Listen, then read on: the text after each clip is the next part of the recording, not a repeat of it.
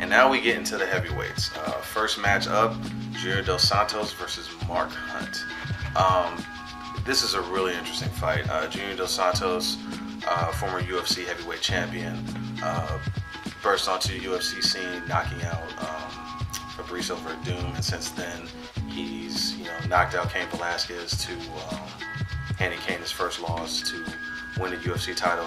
Went on to beat Roy Nelson, Gilbert Yvel, Chet Congo, Frank Mir.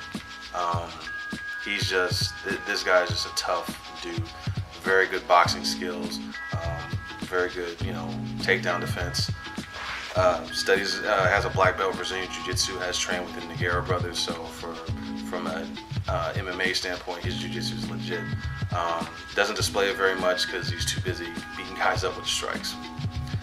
Mark Hunt, for a lot of you guys who don't know, a lot of people might look at Hunt's record.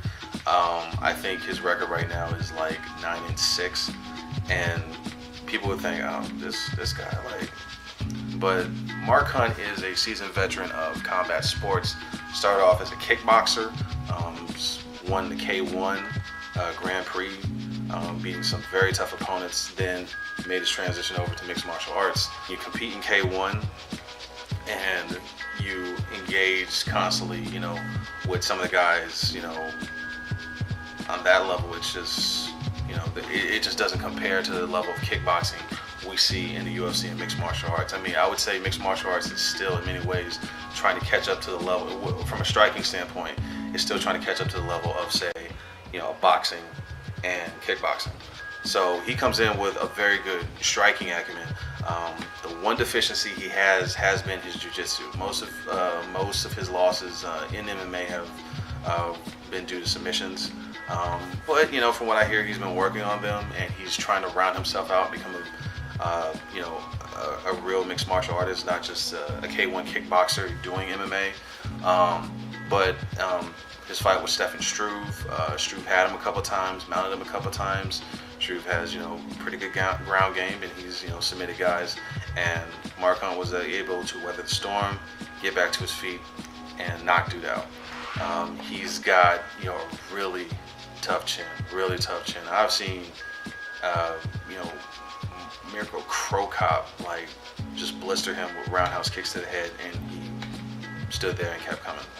Mark Hunt is a tough dude, a really tough chin. He's never been knocked out, not in MMA, not in K1. The one stoppage he did have was, which I believe was his last loss before retiring from K1. It was it was a roundhouse kick to the body by Shimmy Shelton. So he's used to fighting guys with really good striking. He's used to fighting guys that are taller than him. So he could bring some real drama against Junior Dos Santos. I think these guys match up very well from a striking standpoint. I believe both these guys like to stand and strike. Both these guys have bone crushing stopping power. The only X factor I would say is the fact that Junior Dos Santos has a better jiu-jitsu game, and he might try to employ that just to get in, take Hunt to the ground, and go for a submission.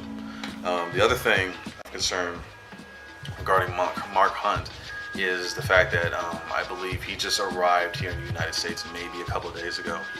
He was having visa issues where they would not allow him to leave the country and enter into the United States. Anyway, he's just arriving in the United States a couple of days ago. That could be problematic.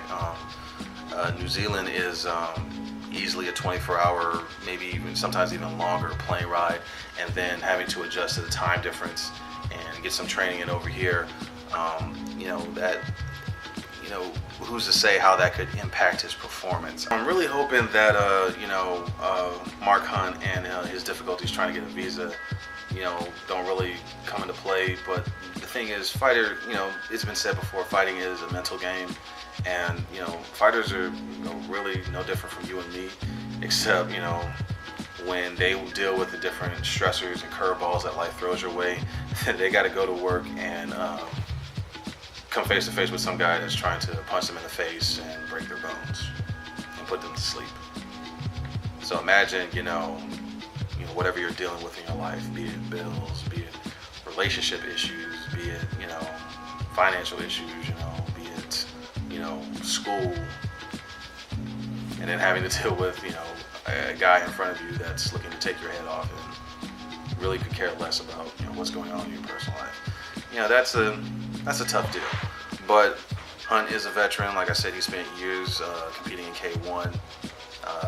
As he states, that MMA is just another means for him to compete, and I'm glad to see that he's making strides. Now, what's interesting about this fight is that whoever wins this fight could possibly face the winner of Cain Velasquez and Bigfoot Silva. If Mark Hunt were to win and were to win impressively, be like by knockout or submission,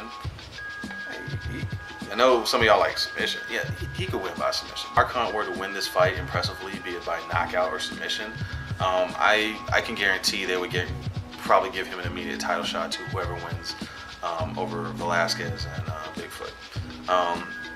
Now, if Dos Santos were to win it, they probably could, make an argument and put him back into a title fight against whoever the winner is. I don't know. I know they were really trying to push, Dos Santos' original opponent was Alistair Overeem. That didn't happen for two reasons. One, because Alistair failed a drug test, and two, because the fight was going to happen, but then Alistair had to pull out again due to a thigh injury. And they actually wanted to push this fight back to July and have Dos Santos face Overeem, but Dos Santos said he wanted to fight right now, and so they got Mark Hunt in there, and the fight is what it is. So I'm not sure if Dos Santos wins, I'm not sure if they're going to give him an immediate title shot against whoever wins between Cain Velasquez and Antonio Silva. They might try to set up that fight with Alistair Overeem, and then have the winner of that face whoever wins between Velasquez and Silva for the title. So all in all, I think this fight probably has a very strong possibility for knockout of the night, and I think it's just going to be a very good just heavyweight slugfest where you're just sitting around waiting to see who's going to land the big punch, who can take the big punch, so I think this will be a good fight. I'm looking forward to it. I want both these guys to win for different reasons, so I can't really call a winner either way in this fight, but I think this is going to be a very good fight. Final fight on the card, the main event and the rematch between Cain Velasquez, the current UFC heavyweight champion, and Antonio Bigfoot Silva. Now, like I said, this is a rematch, ladies and gentlemen. These two fought before. The timing of the fight was very interesting because it was Cain Velasquez's first fight after getting knocked out by Junior Dos Santos, and it was Antonio Silva's first fight in the UFC. He was making his UFC debut. Cain didn't bother trying to stand the slug with him, went back to his wrestling. Bigfoot threw a kick, Cain shot him for a takedown, and it was vicious ground and pound for the remainder of the round until the referee stopped the fight. Cain cut open a little cut like right here on Bigfoot that just had him bloody. And when the ref finally stopped the fight and Cain stood up, I mean, he looked like he had that blood splatter, like he had done some violence. It was just like, yo, this dude, tough. So definitely a bit of a grudge match coming in. Cain's flat out saying, I'm gonna beat this guy again, just like I did last time. And Bigfoot saying, no, you got me last time, I'm getting you this time. So I'm very much looking forward to this fight. Both these guys have very good stand-up skills and very good stopping power.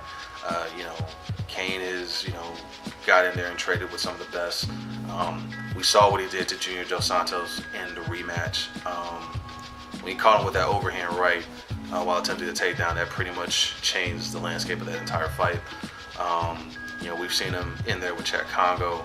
He's a tough dude who hits hard, and he's got that that wrestling background. Cain's a force to be reckoned with. Bigfoot Silva, black belt in karate, black belt in jiu-jitsu. You know, good striking background. Big guy, real big guy, and big hands, and he could, you know, he could throw some leather and he could put guys to sleep. We saw what he did against Alistair Overeem. Overeem, who pretty much taunted him and, you know, bullied him throughout that fight with the first 2 rounds, and then the way he came back and won it in devastating fashion, like knocking Overeem silly. So you can expect that, you know, again, this is going to be one of those big heavyweight potential slugfest where, you know, both guys have heavy hands, both guys have knockout power and stopping power. So the question then becomes, who's going to get who first? Now, we'll say, I think a lot of this fight hinges on Cain's wrestling, how this fight is going to go. Yeah, both these guys are really good strikers and have knockout power, but, you know, I think that the deciding factor is going to be the wrestling. If Cain could get his wrestling going, get those takedowns working, then if he could consistently get takedowns on Bigfoot Silva, or even make it so that he's worried about getting taken down and getting hit in the face, then it's going to be a long night for Silva. Yeah, but if Bigfoot, if he could stop Cain from getting his takedowns, if he can neutralize him in that department and keep the fight standing, then it becomes, you know, then the fight, you know, kind of enters the ground where it's, you know, it could go either way. The other thing of consideration is that this is a 5-round fight. Cain has fought 5-round fights. Bigfoot hasn't. Not in his entire career. He's never done a 5-round fight. So, and it's a 5-round fight versus a 3-round fight is a different animal. Cain's been in 5-round wars. You know, we saw his last fight against Dos Santos. You know, Antonio hasn't. It's a different animal. It's a different type of strategy when you have to conserve yourself and conserve your energy. You know, whenever you go into championship rounds, man, experience always plays a factor. And since Cain has actually had experience going 5 rounds, that could be the deciding factor if this fight does in fact go to rounds 4 and 5. So we'll see. I'm very excited about this fight. Personally, I'm rooting for Cain Velasquez just because, you know, I'm a fan of Cain. Nothing against Bigfoot. Bigfoot could just as easily win this fight. He could win this fight. He's got the tools to do it. But, you know, I'm a Cain fan, so I'm rooting for Cain. But other than that, I think it's going to be a very exciting night of fights. I think all these fights have potentials for either having, you know, highlight reel finishes, or just being, you know, those fights that go back and forth and people are talking about the next day. Man, did you see that fight last night? So I think this is a good card the UFC's put together, and I look forward to watching it. That's my breakdown analysis of the fights. If you agree, disagree, feel some kind of way about it, leave a comment in the box. If you like what I'm saying, please subscribe. If you like the video, hit the like button, and you know, I'll be posting a reaction to the fights, yeah, so catch you guys on Rebound, and enjoy the fights.